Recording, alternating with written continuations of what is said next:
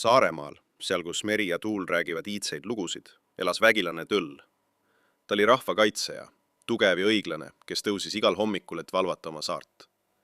Rahvas uskus, et Tõllu sammud kõlasid üle kogu maa ja et tema jõud tuli merest ja tuulest. Tõll ei olnud kunagi uhke ega kauge. Ta töötas koos rahvaga, ehitas, kündis, tõi kive põldudele ja kaitses külasid tormide eest. Kui meri tõusis, tõstis Tõll paadid kaldale ja rahvas teadis. Nende hiiglane on valvel. Kui võõrad tulid Saaremaad vallutama, tõusis Tõll nagu torm. Ta viskas kive, lõi müüre ja kaitses oma rahvast.